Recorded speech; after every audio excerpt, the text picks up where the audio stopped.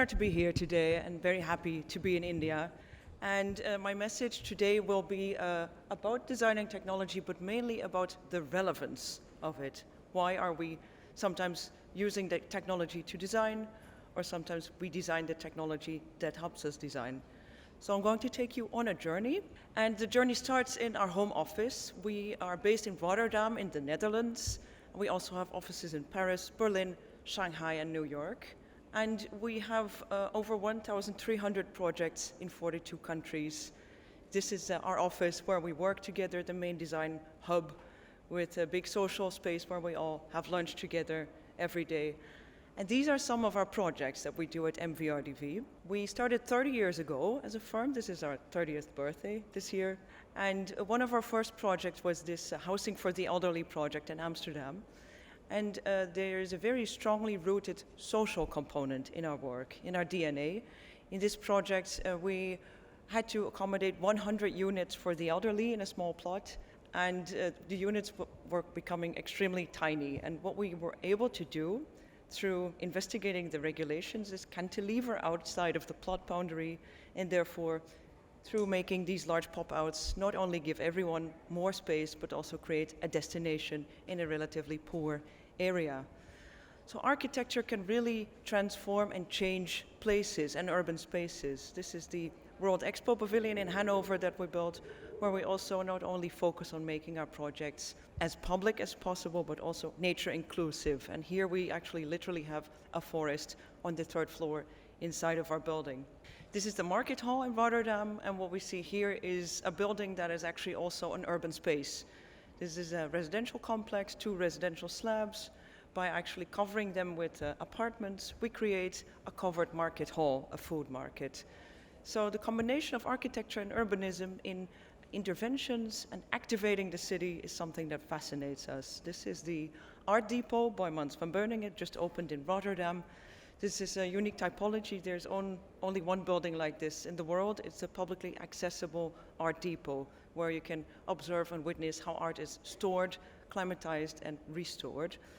And also what you see here, the mirroring, the skin of the facade actually activates and triggers people towards this space. Even people that have no interest whatsoever in art come to experience the space and take selfies in the facade. And this is what architecture and urbanism can do for a city. Last example, this is Tainan Spring. This is an urban spa in Taipei, and here we were also asked to intervene with an existing basement with the demolition site of a former shopping mall. And what we did here is we created an inclusive space for families to play and hang out and literally cool down in the warm climate. So this is some of our work that we do at MVRDV. We operate on all scales of design. So we work from product design all the way up to regional visions. And of course, there's a very broad topic to talk about design in that kind of way.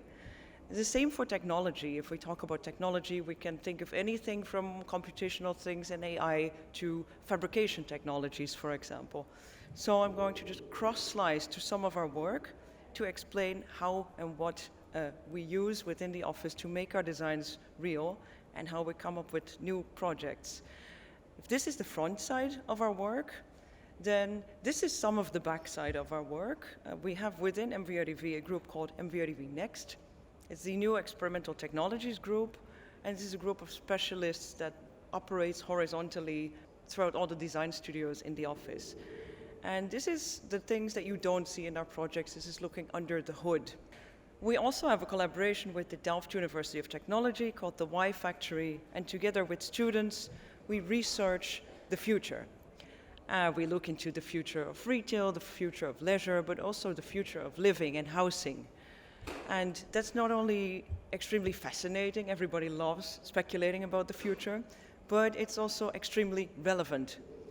Because we know that we have all been warned by the Club of Rome that there are limits to growth and there are limits to what we can currently consume. And if we look at this diagram, this actually says 2008, but we're already in 2023, we see that we're actually decreasing the amount of the species are decreasing, we are exhausting our planet and depleting our resources, and at the same time, we're only with more and more people. So as designers and urbanists, architects, everyone that is involved in the design industry, but also builders, policymakers, we have a common responsibility, which is to start working together towards the planetary agenda. If everyone would have the ecological footprint of the USA, then we would actually need 8.1 Earths. And we only have one. And that's also what I'm going to talk about, is the relevance of our work and how we can help facilitate the planetary agenda, because this is an urgency. For example, if we start thinking about how we consume, should we consume less? This is always scary when you hear you have to consume less, but can we consume better? How do we currently live and how do we want to live? We know that urban sprawl causes traffic and congestion. We also see sometimes that urban density can create stress and maybe anonymity. So can we imagine ways to live in a compact and dense way, but still finding our own individuality in the way we live? This is an example of a project we did in Rotterdam. This is a family that didn't fit their home anymore, and they could either leave the city or densify and add an extension on top of their roof. So we made this rooftop village for them, and we saw this as a very hopeful, small acupunctural intervention almost, that could maybe lead to a larger vision on how we could densify cities and villages into higher compactness. And maybe then the dream could be that we could all have our own individual house, but collected together.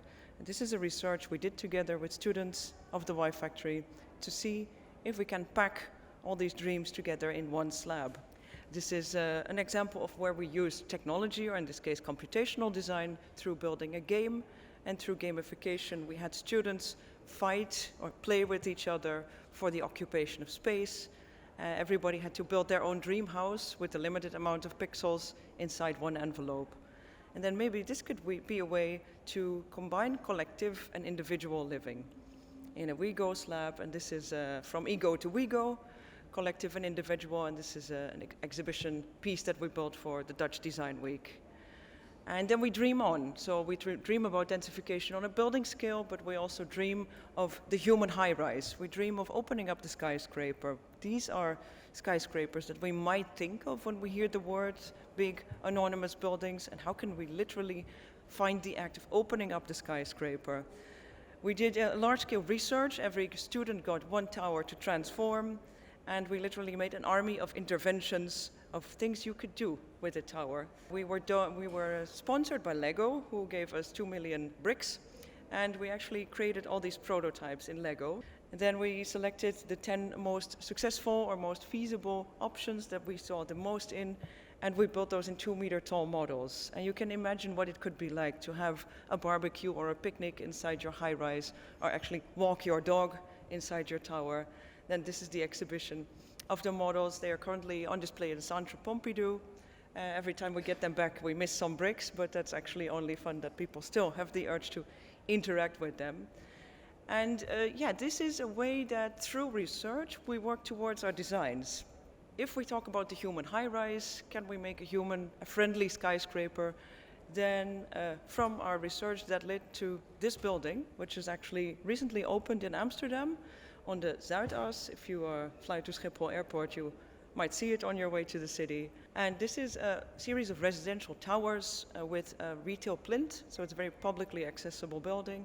And what we did here is, this is the program, 3 towers on a plinth, and we actually used an algorithm to shape this tower into the current shape that you see right here. And this has been shaped by wind and access to terraces, sun and shadow. And this was a brute force calculation similar to what we've seen before. There's a public route that brings you over the valley as well. It's actually called the valley. And there's also a route through the building. But if you look at this massing, this crumbly massing, then here you see what's under the hood of getting to that massing. And this was also a calculation that gave us 88,000 options.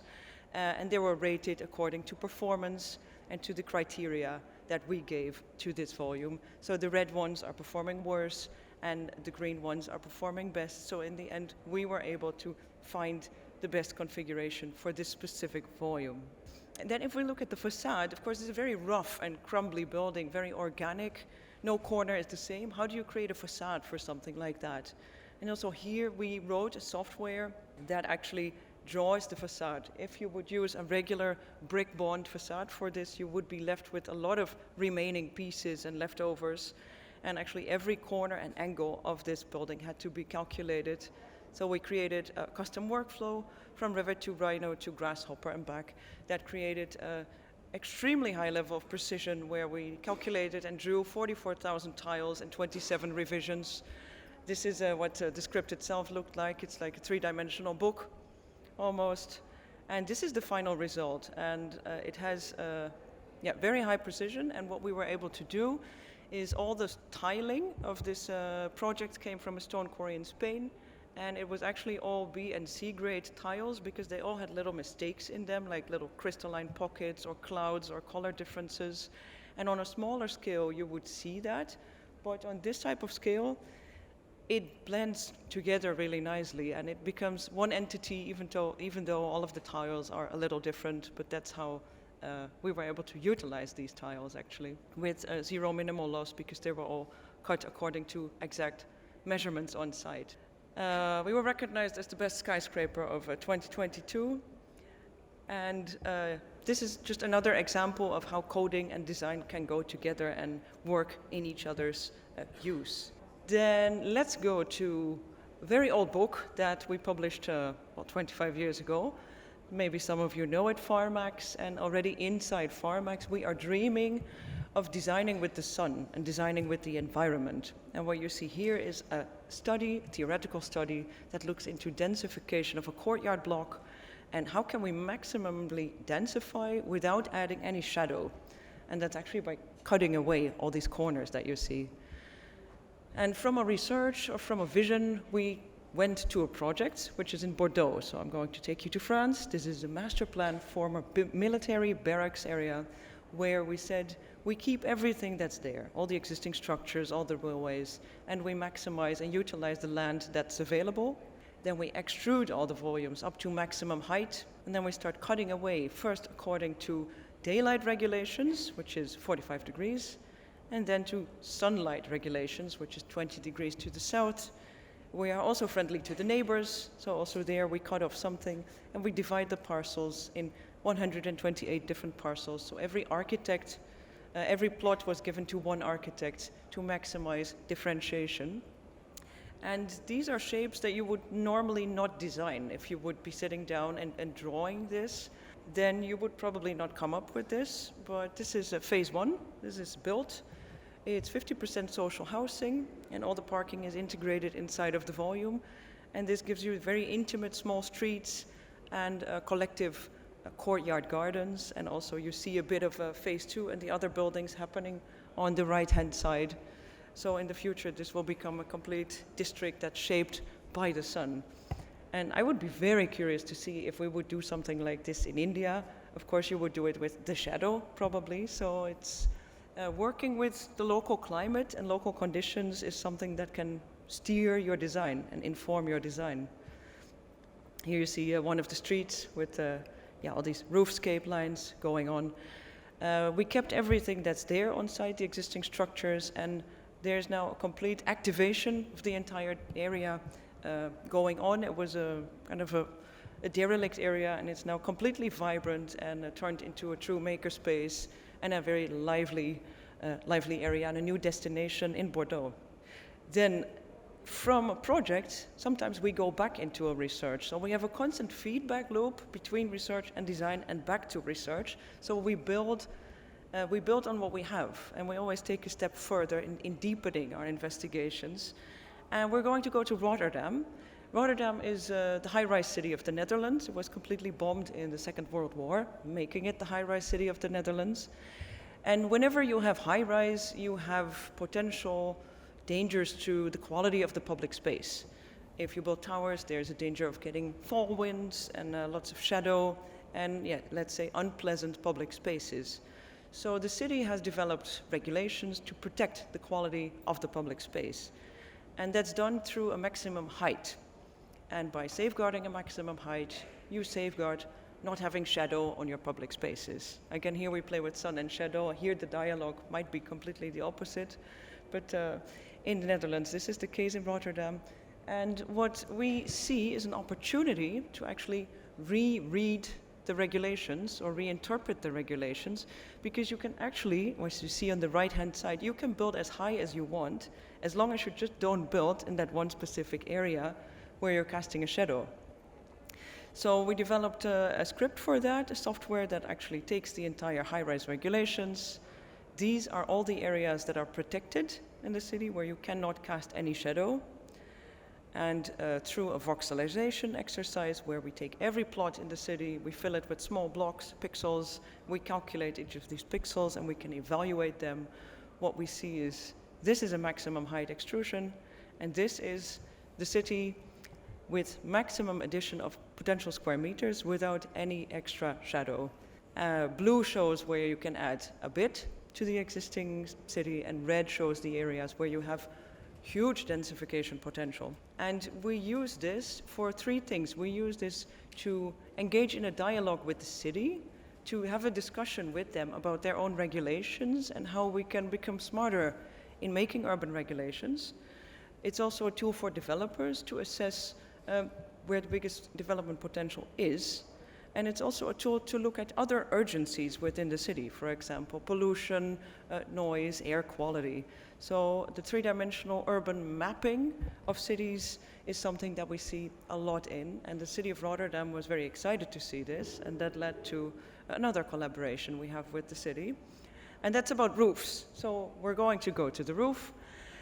75 years, well, it's a bit later now, but 3 years ago, 75 years ago, the city was bombed.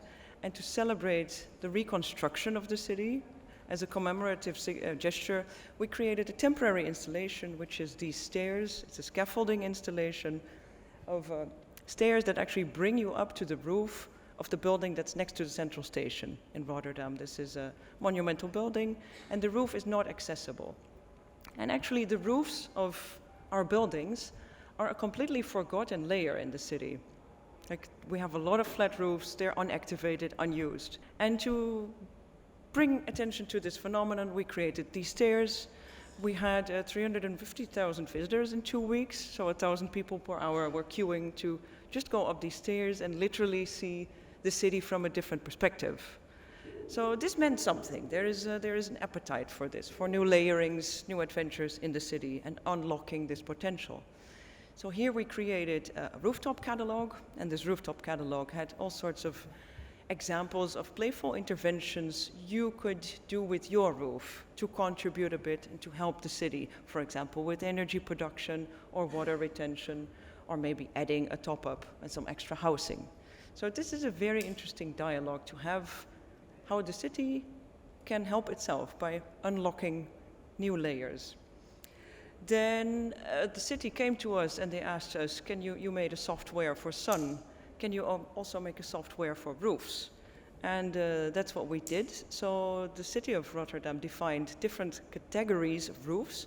So these are the different colors you have. We have green roofs that obviously have green, blue roofs for water storage and retention, yellow roofs for energy production, red roofs, they're for social spaces, meeting spaces, orange roofs for delivery and mobility, purple roofs can add housing to the housing stock, and we are extremely short on housing. There is a housing crisis in the Netherlands going on, so this is very important on the national agenda.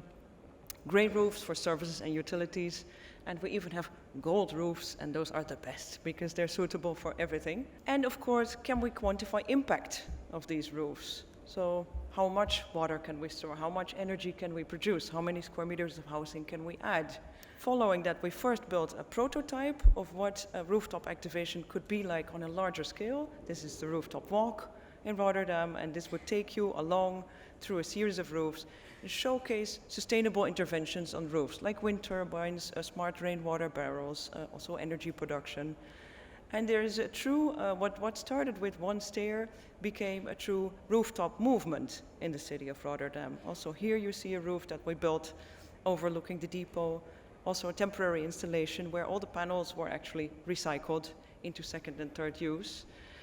So what started with one thing became a series of installations, became a software, which is this, where you see the introduction, we see something in roofs, and this is the software we built. It's a functional functional tool as we speak. And first of all, we have all the data sets of the city incorporated in a software that shows you the ownerships of the roofs, the foundations, the age, the type, the height, all the information that you might need in order to assess what is this roof capable of accommodating. So first we can analyze the roofs, and then we can test the different capacities and the suitabilities for the different colors. And in the end we can make scenarios. And here we made you can start mixing scenarios, because per district you might have different needs in your area. And then we can even quantify the impact in the black interface area right there is telling you how much of everything you are adding with each of your scenarios. And what is cool about this is the city is actually using it right now to inform and formulate their rooftop policies. So for me, that's a very inspiring message that through a small something, you can actually build up towards impactful things.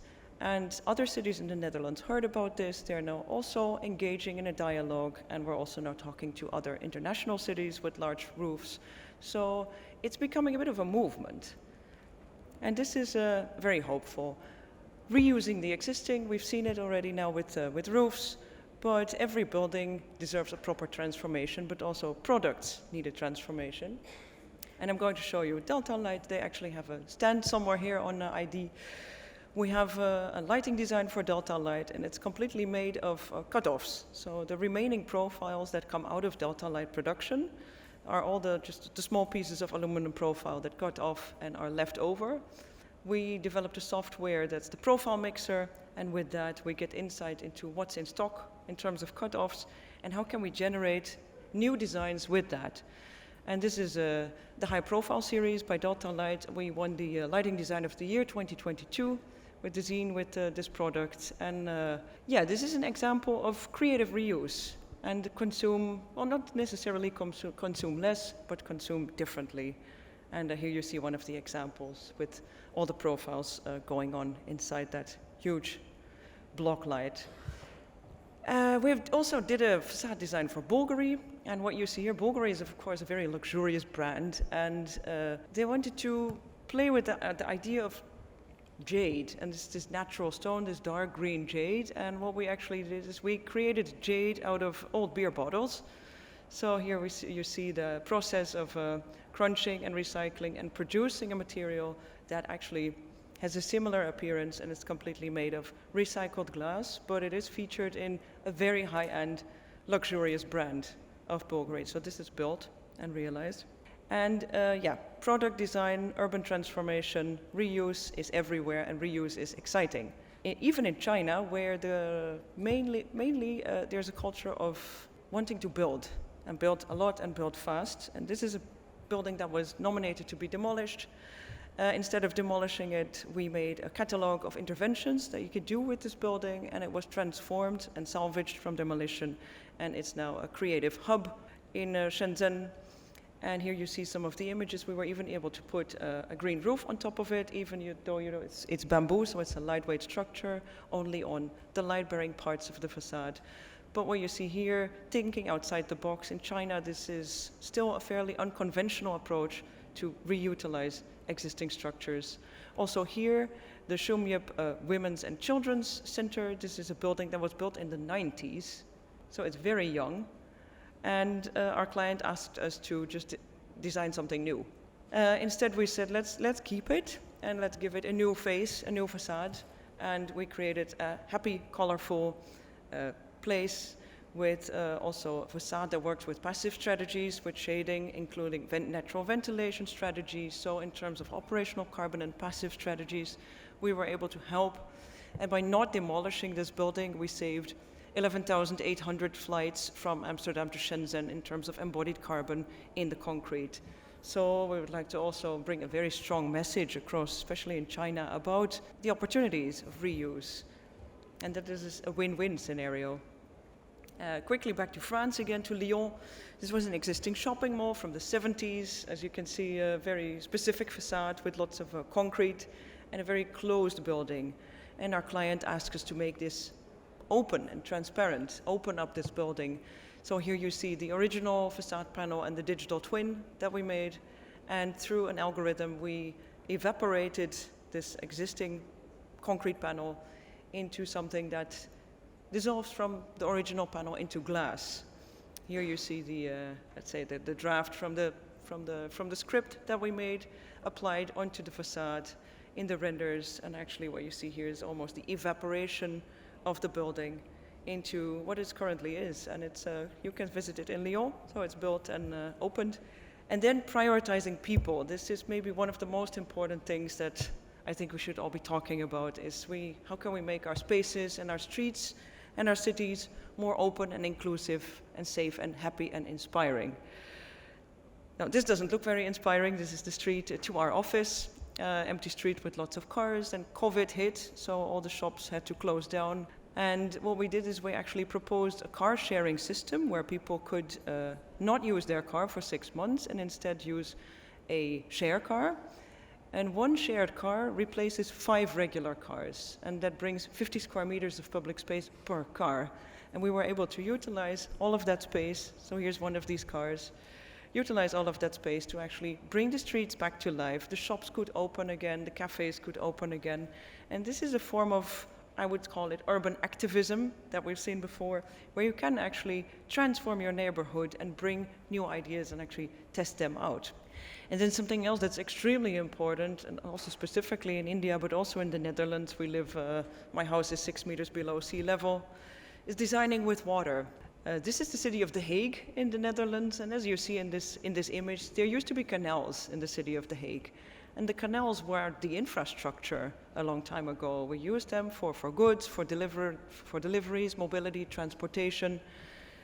And well, halfway the last century, all the canals in the city were closed. And not covered, but completely closed to make space for cars.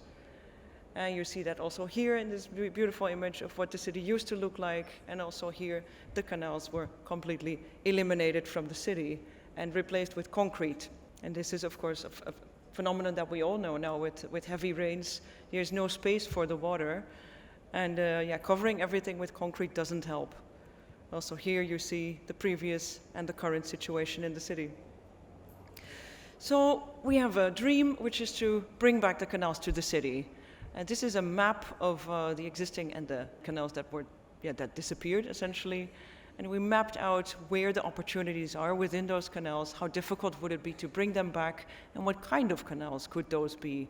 And we see opportunities to also include parking, soft edges, activation of the canal sides to really bring new life to the city. And you can think of, let's say, tourism or quiet spaces, children's canals, green spaces, swimming canals. There's a lot of things you can do with canals. And what could that look like if we see the current situation in The Hague, which is this?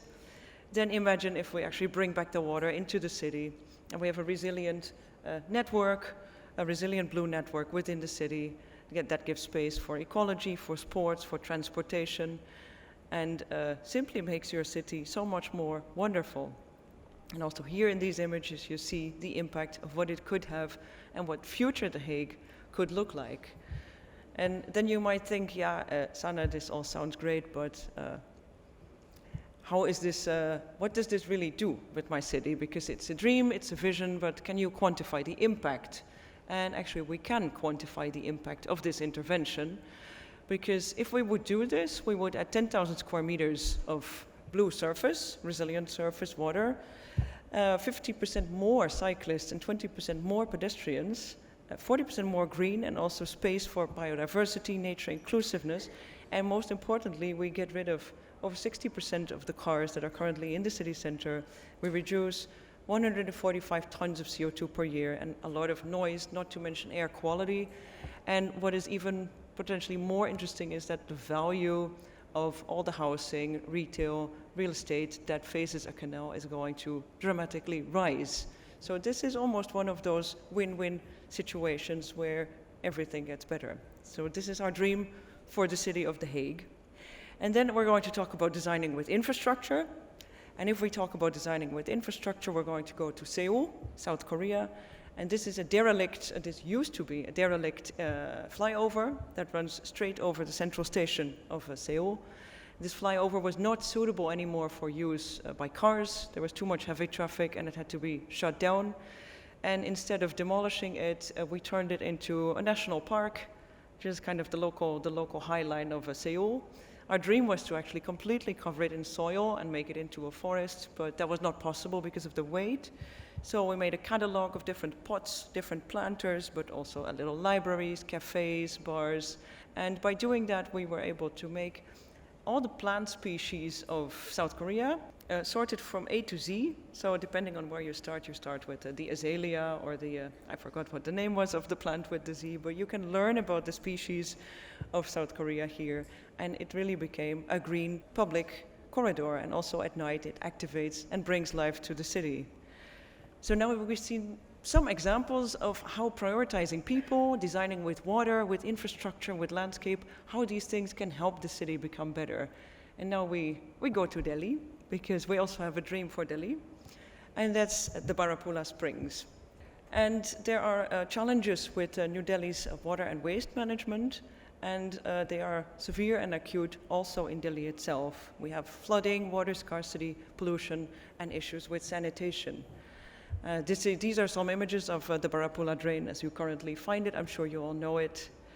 And we see opportunities similar to what we've seen in Seoul, in Den Haag, to transform this project from an open sewer into a source of fresh water through local treatment, into a public eco-corridor that brings you access and slow mobility, and also to activate the spaces underneath the flyover into vibrant public spaces for New Delhi.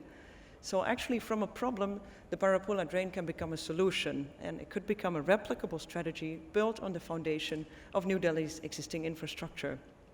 And then, can you imagine that what currently looks like this could become this? And then again, you might think, how realistic is this? And I'm going to end with the last couple of slides. Here in Mumbai, this is similar, well, not similar. This doesn't have the sewer and sanitation problem, but this is a flyover in Mumbai.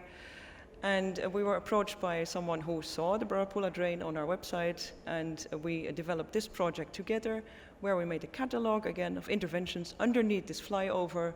And here you see them. We created a lounge, a gym, a carpet, a playground, a grandstand, a reading room, so something for all generations that can gather together with active and more quiet spaces.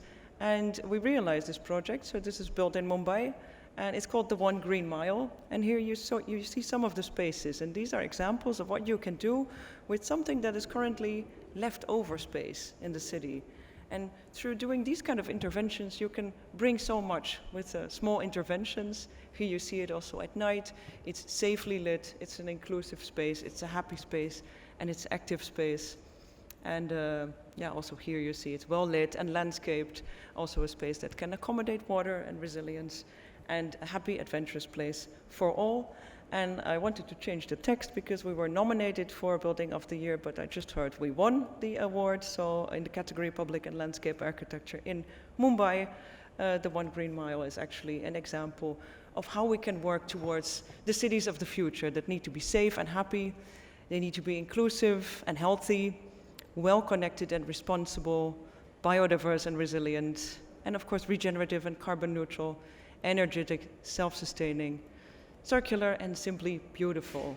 And I hope that this is a shopping list that we all, as architects, as designers, can take along with us to give activism and inspiration and relevance to the work that we are doing.